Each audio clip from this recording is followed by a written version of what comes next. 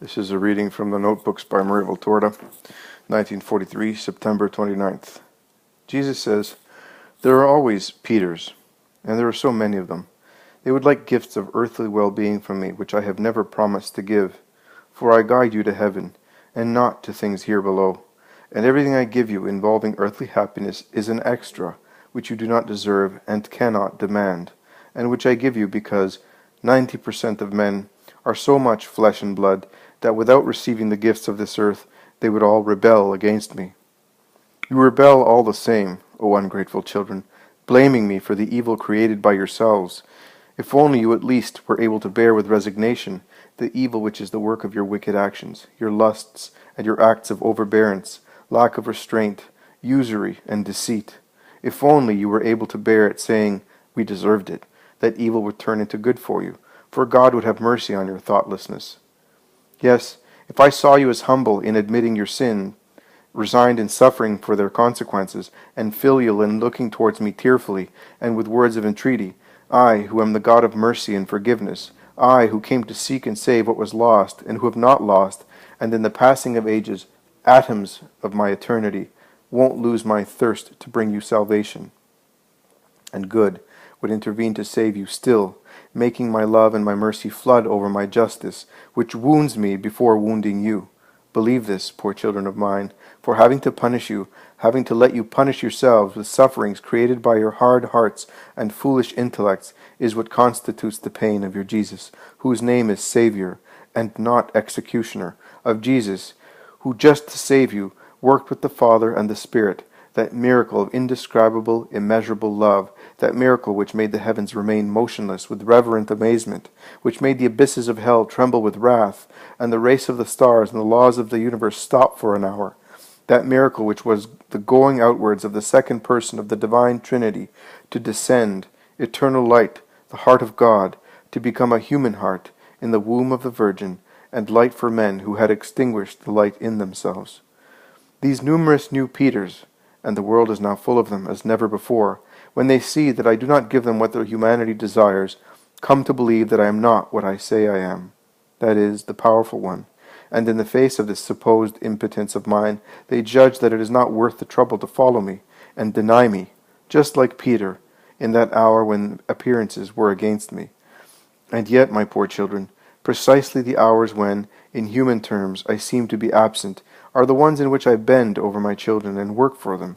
If you did not have in yourselves a spirit contrary to God, and often already in possession of Satan, you would feel my invisible presence and my desire to help you. But you flee from me.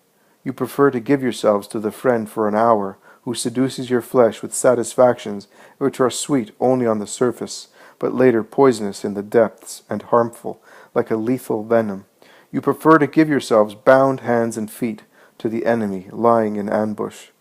You deny not only me, your God, but your dignity as men, your intelligence, which makes you similar to God above all the animals, created by the Father, the only ones capable of thinking and acting, not with rudimentary instinct of beasts, but with an intellectual splendor raising you to spheres very close to us. Oh, this does make you similar to us, and not the knowledge of evil.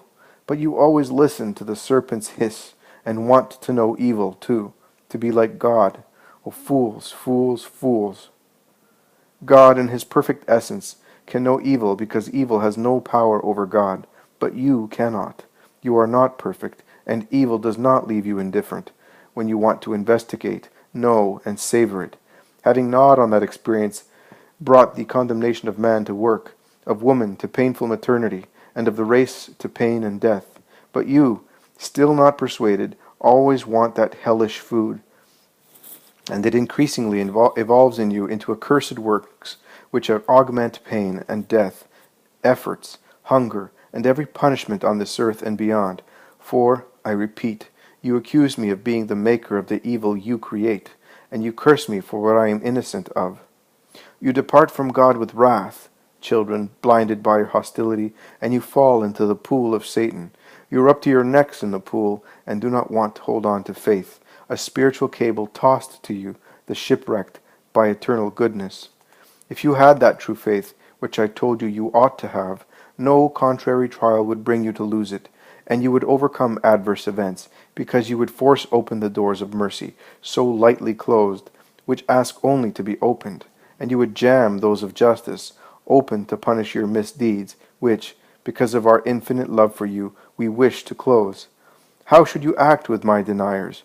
What I did for Peter, pray, and pray to bring them back to me. It is not up to you to choose a place in heaven. I said so to James and John, and I say it to you as well. But act in such a way as to merit one for yourselves in my heaven by your works. And you know what the works to be done are in order to merit it. You have only to look at your Jesus to know how you should act. Charity, charity, charity above all. To see me in all, your God, to serve one's brothers and sisters as I served them to the point of the holocaust of my life, to wrest souls away from Satan. Souls, I said. By this I do not mean that you should not have charity towards the bodies of your brothers and sisters as well.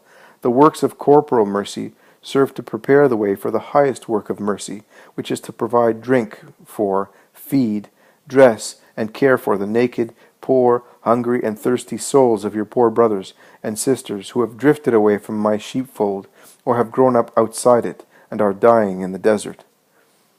It is up to you, Christians, and above all to you, my loving, blessed, most beloved victims, living flowers that exhale your flower-like spirits entirely for me, and will live as eternal roses in heaven.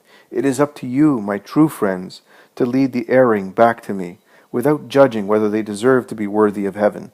It is not up to you to judge about reward or punishment. I alone am the judge. It is your responsibility only to bring back, with my own weapons, prayer and sacrifice, and, last of all, the Word, the prodigal sons and daughters to the Father's house, so as to be able to make God's heart rejoice and fill the heavens with joy over a new sinner who is converted. Leave the darkness and come back to light, truth, and love.